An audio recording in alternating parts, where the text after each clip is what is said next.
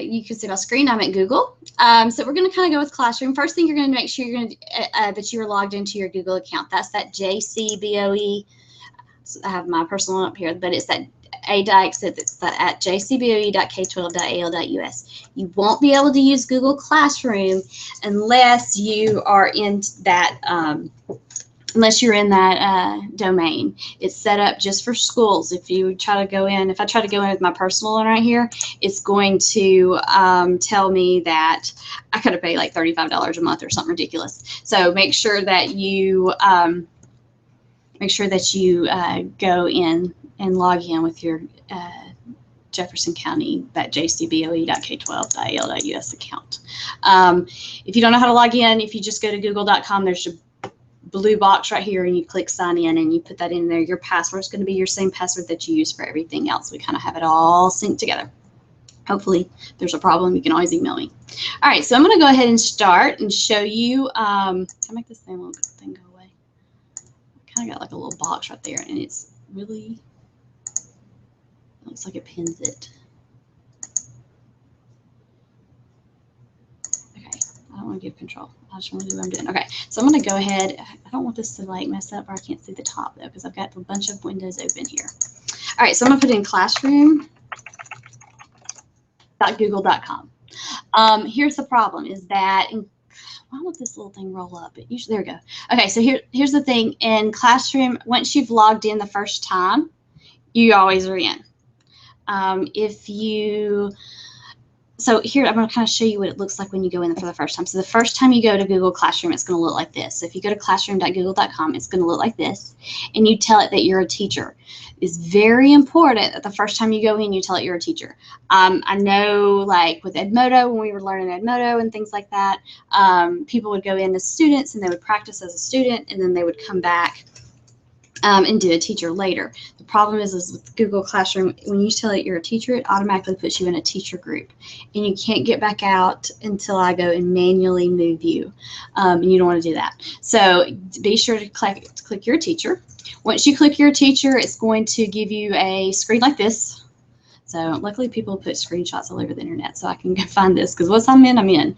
And so you'll click it like this, and then you click on create your first class. So you can't really get started until you have like a class open. So just if you want to just play around the first time, go ahead and just put in, just make up a class or whatever to play around with, and then you can go back and add your regular classes. So you'll go to click on this that says create your first class, and then you're going to get a pop-up like this. This is class name and section. You don't have to give it a section number.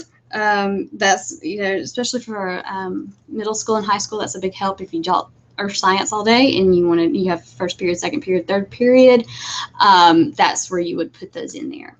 So that would be where that would be your next screen. Once you go through those screens, it's going to take you to a page that looks like this. I have classes. You're only going to have that one class. So whatever class you just set up is probably going to just show up right here. Or it might, it's been a long time since I've done a first time, but so I don't know if it changed it. It might go ahead and take you to your class. Either way, you're going to come to this page eventually. This is your menu. This is your home button. This is where we're at. There is a calendar view. So if you have assignments that are out there, you can go and look calendar view, and it will show you this week's assignments. If you're as a teacher, it's going to let you see your assignments that you have out there from this menu for all your classes. And if you're a student, it's going to show you all your assignments you have out there as well. So it kind of helps it where you can find those students. Your students can find their assignments pretty quickly that way. I'm going to go ahead and click plus so I can create a class. I'm going to create a class. I'm going to call it webinar, so I know where it came from. Webinar 1. Well, I can call it webinar and put section 1 at the bottom. And then I'm going to click create.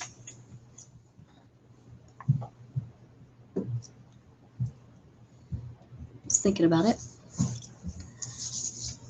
And it takes me to this page. So this is going to be my first page. I can, for my class, this is kind of what your home page looks like. I can set up a theme. People love themes. do a book, whatever you want. And then you just click select class theme, and there's your class theme up there. So you can change it. You can upload a photo if you have a photo or something like that. So that's all there. We're going to kind of look right here. You have, if there was work due, it would be there.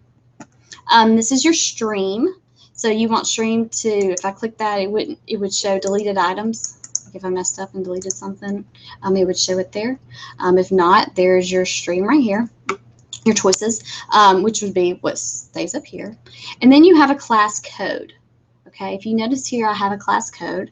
And this is very like, if you've used Edmodo before, this is very much like that, where you just have a code. You can disable it after a class starts, so you don't have kids trying to join that are not part of your class. And you can reset it if you've got some issues with it. And so, but that is what the kids would use. And we'll go ahead and copy it so I can remember to do it. Well, I won't do it. So this is your class code that the kids would use when they come in and join your class. So students, and I'm going to show you in just a minute what students will look like, that's what they will use. I'm going to skip students because I don't have any yet, and I'm going to go to about. This is where you can go in and you give the title of your class or whatever. I'm calling this the webinar class. And you can give a class description. This could be even your syllabus, anything like that. Whatever. We are learning about Google Classroom. I can go ahead and put that in there. I can put a room number. Whatever your room number is, you can put that in there. It has a Google Drive folder, and I'm going to show you Google Drive folder in a little bit. And this is the calendar. Your students will have an about page, and they can click on that, and they can see the calendar for your class. And they can also open it in Google Calendar as well. You also have this little button right here. I'm going to click save on that so don't go away. You also have a place right here that says invite teacher. This is really good. I use this a lot when I was in Edmodo, and I would invite my inclusion teachers. So you can invite, if you have a student teacher. I know one time I was on medical leave, and I had another teacher that came in, but I didn't want to take away my stuff, and I didn't want her signing in on my stuff. So this way you can invite a teacher, and you just go into your contacts and you search for that teacher and put their name in there. And you can send it to them. If you have groups set up for your school, you can invite all the teachers or whatever. You can also add materials. If I had a syllabus, in here, I can add a syllabus. I can do an attachment. I can attach it from Google Drive. If I was fancy and made a syllabus on a YouTube file, I could click it here, or if I had a link, I could do that as well. I don't really have one, so I'm just going to cancel it. But so that's how you would do that.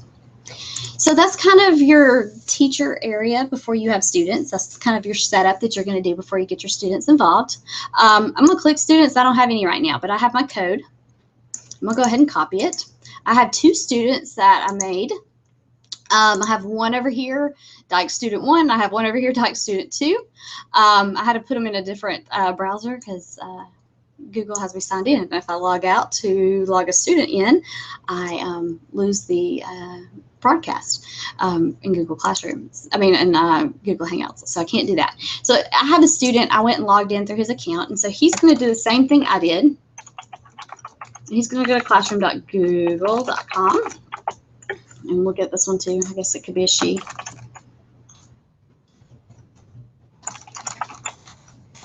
And the student, if it scrolls down, instead of, I'm not a teacher, I'm a student, so I'm going to click I'm a student.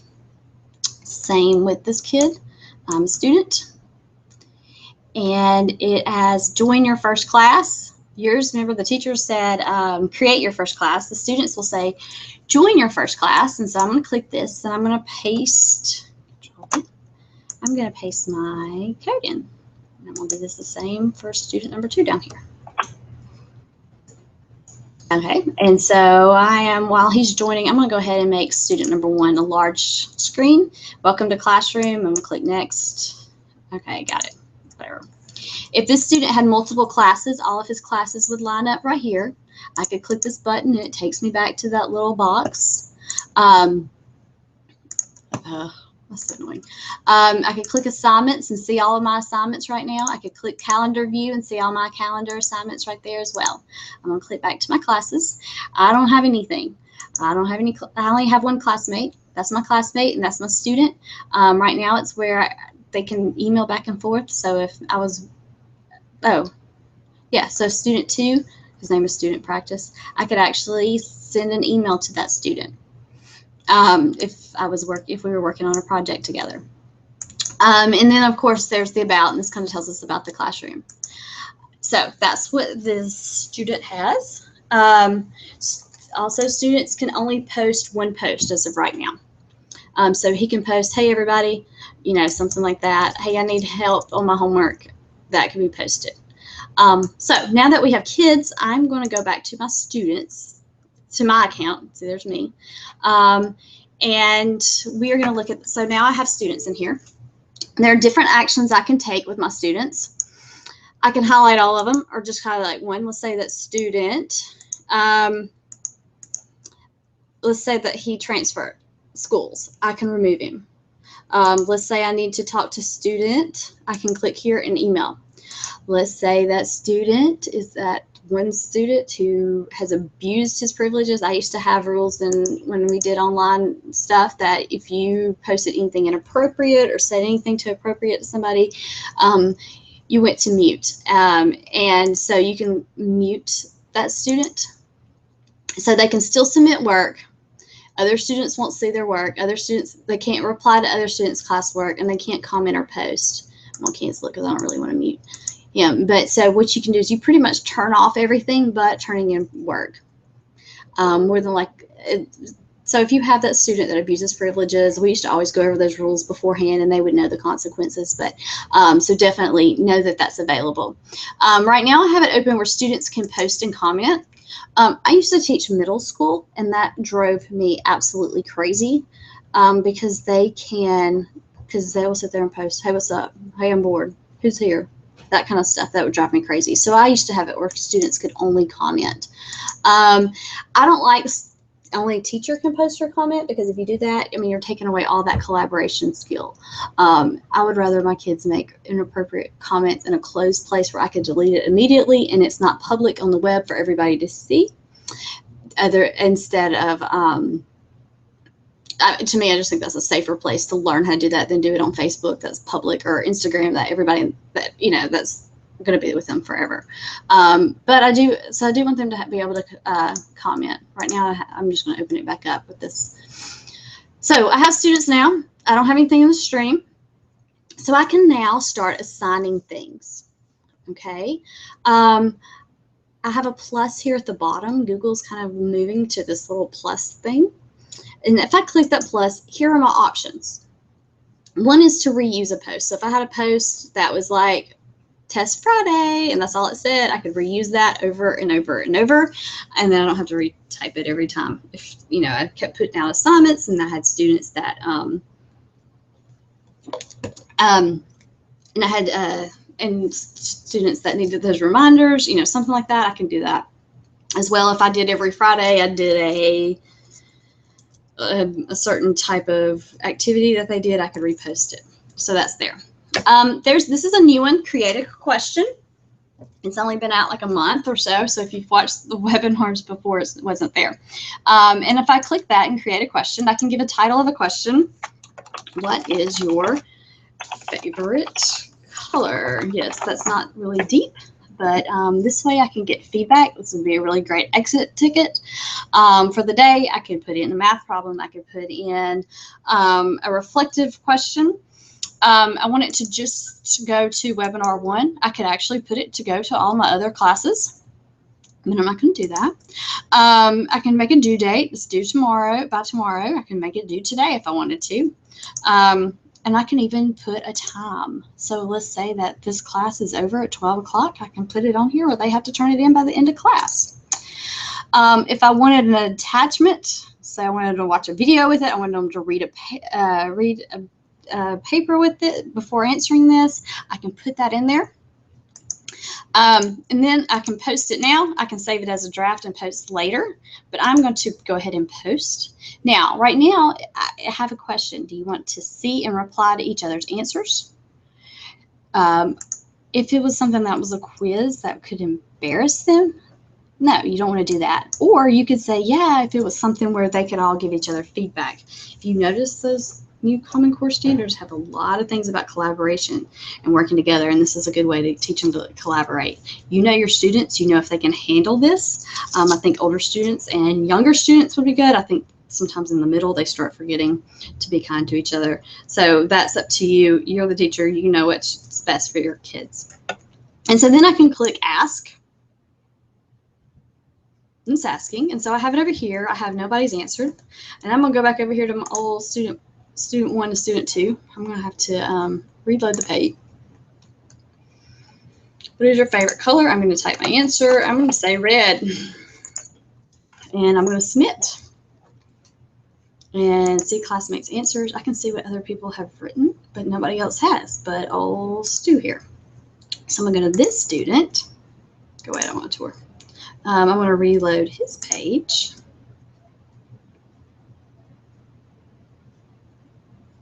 And I'm going to answer pink. On the red spectrum today, I guess. You won't be able to make changes. That's fine. Submit my answer. And so over here, if we look, we can see which of these students did. And if I think, oh, I like red too.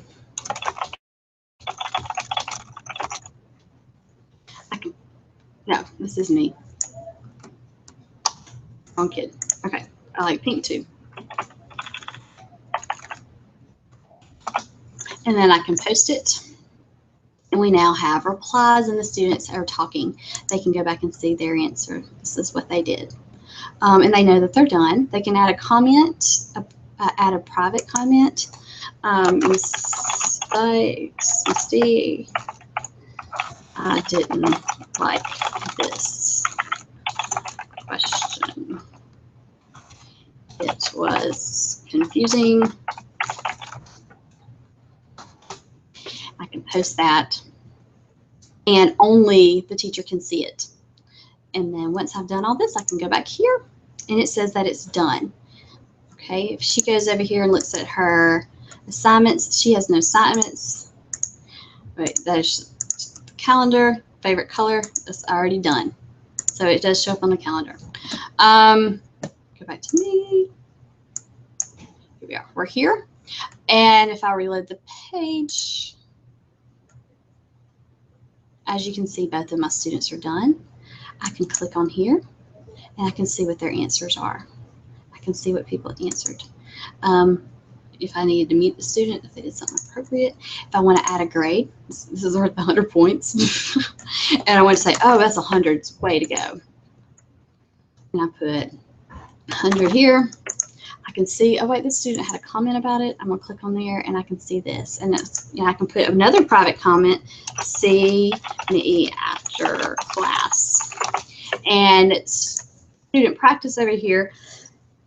Excuse me, student practice over here cannot see what I wrote and what they wrote to me. If I thought that student practice did a bad job, let's see if I click on him and I think, oh, I don't like that, I can click return. Student will be notified and can check any grade you've left, and I can return it to them, and they've got to resubmit it as well. So that's a question. That's all. That's pretty much all you get with the question. It's not an assignment. They can't turn anything in. They just answer that one question. You also have an announcement. I'm going to go back to assignment. It's a little bit more complicated, so I'm going to do announcement first. With announcements, I can do something like test Friday. And I can say, if I wanted to send it to all my classes, I could. I just want to send it to this one. If I wanted to put a study guide on here, I could attach it. I can attach it from Drive. I can save my draft, or I can just post it. So they have an announcement on there as well. So that's announcement. It's that simple. Then we have create an assignment. Now, this is where it gets a little bit more complicated, but this is what makes it really awesome. So I'm going to call this assignment 1. Assignment 1. And oh, maybe not an exclamation point. Create a interactive Google Doc. It's going to be due tomorrow. I won't have to, don't worry about doing a time. And then I can attach a Google Drive item. Now, I don't have an item to attach right now, but I'm going to create an item just real quick, and it's going to be blank. And the thing is that I'm going to share this with every single student. And when that student opens it up, they get their own document. So even though this is, I'm going to call it interactive doc. And so even though that this is just a blank document, I'm just sending them a blank document, it's going to be very helpful in the future, I promise, because I can go in here and I can say, okay, where's the thing? Interactive doc, it's blank. I'm going to click add. And right now, students can only view file. They open the file, they can't do anything to it but look at it. I can do it where students can edit a file. If you want 30 students editing one file, and you go for it, I think I would cry. But I can also go down here and I can make a copy for each student. That is the most important thing. So if I click make a copy for each student, okay, and I can save it as a draft or do it now, and I'm going to assign. Every student, when they open up this assignment, is going to get their own copy of Interactive Doc, and I'm going to show you what that looks like. I'm going to go back over here to this guy. Or girl, assignment 1, and I'm going to click open. And it's okay. Thank you. All right, so here's my document, and I'm going to click that document, and I'm going to do the same thing for little Stu down here. Get back to my stream.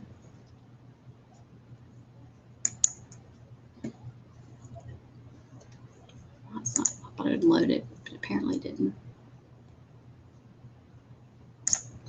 Come on. All right, leave this page. Fine.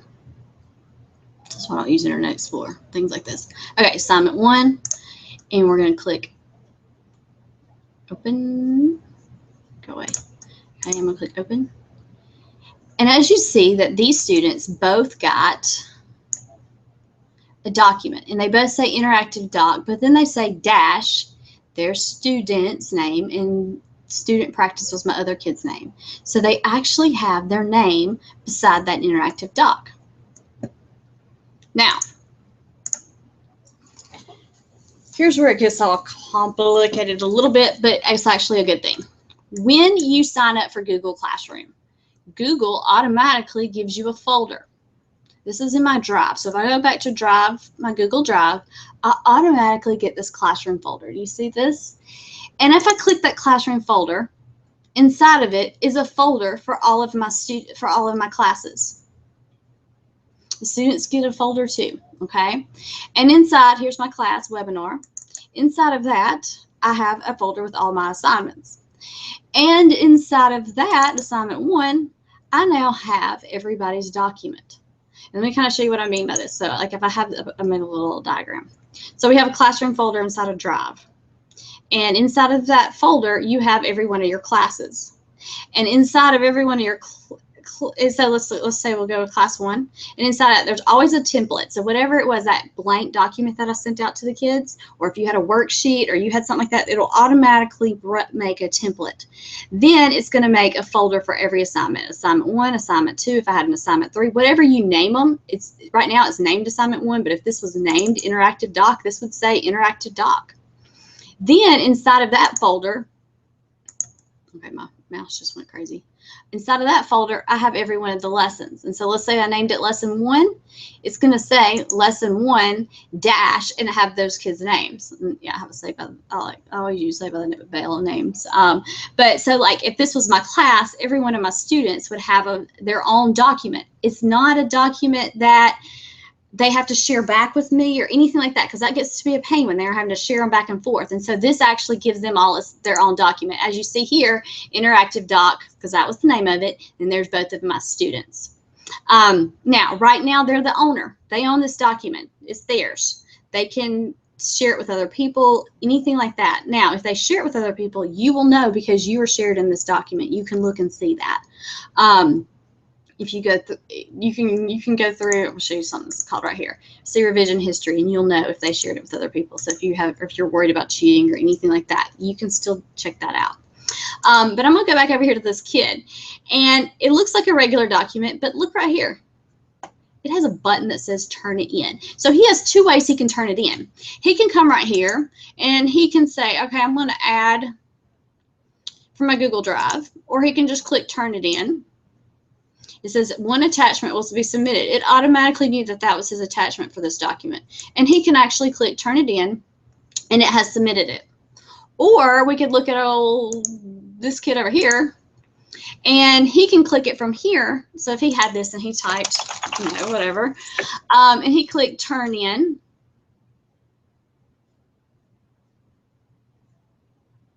it takes him automatically to this exact same page, and he can click turn in, and it is turned in. He can say, oh, I forgot to put something in there, and she's going to be so mad at me, and he can click unsubmit. It says unsubmit to add or change attachments. Don't forget to resubmit it once you're done. So I could go back, I could change it. Once I get it fixed, I could turn it back in. So the students can turn it in. Now look at it once they've turned it in.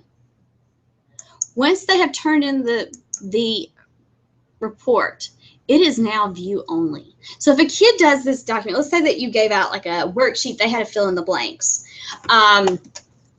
I hate worksheets, but I totally can see why you would need them. They go in, they fill the blanks, and they turn it back in. You grade it. Let's say they make an F. You make comments of what they got wrong. They can't go back and fix it and say, hey, look, I did it right. You gave me this rubric and it says I'm wrong, but I'm right. Because once they turn it in, they can't fix it. It's turned off. If you notice over here, it says the owner's now me. Okay, so it's turned off. They can't do anything with it. I can, though, go in and say, okay, these kids have all turned them in. They're all done. I can go in and look at each one from here. I can look from here, or I can look from here. There's two different places I can go in there. I can go in here and grade from here. This kid didn't write anything. Was this the kid that wrote something? And I can go in. I can comment on it. Comment. Confused. Same reason that's kind of the thing I've gone with. I can comment on it and then give them a grade. Where'd it go? And give them a grade. Let's say I don't even know what kid it was. I can say, okay, they made a 95. And they now have a grade in here. Now these grades will not export to us. iNow. That's an iNow thing, not us. Unfortunately, but let's say that all student practice down here has an IEP that says that he gets 2 tries, and so I can actually click this and I can return it. Student will be notified and can check any grade you've left. So if I had already given him a 60 and I want him to have it try it again, I can put 60 in there. I can click return, and then I can go back over here. I think he's in Internet Explorer. It's returned, and now I know, and so I can, oh yeah, I forgot to do something, and post it. That's only private, only I can see it, and then he can go in here, he can fix it, he can say, oh, what did I do wrong? Oh, she left me a comment that said I was confused. I can go back and make a comment, sorry, changed it, reply. We can resolve it. The teacher can resolve it later, and then of course I can turn it back in. And once it's turned back in, I now have given it back to the teacher, and now I don't have he can't. Let's see if I reload the page. Once I turn it in, we're back to view only. So you can go back and forth. You can give these assignments back. They're still in your file, and they're still in their files as well. If you want to, maybe at the end of the year, return them back to all your things to their students so they can be the owners of their own documents. You are more than welcome to do that as well. So those are kind of the assignments. We went over all the teacher stuff. Like I said, everything goes into your Google Drive. This is the template. You can give out those same, you can use Google Slides and did the same thing. You can attach a Google slide, you can attach a Google sheet, and it go to the students and make those copies as well. I don't think you can do it with a form, but the rest of them are good to go. So any questions? I have the chat boxes open if anybody has any questions. That's a lot of information in a very short period of time. Sorry I went over. All right, I don't see any questions. I hope I explained it well. I'm going to go ahead and turn my screen off, and y'all have a good afternoon.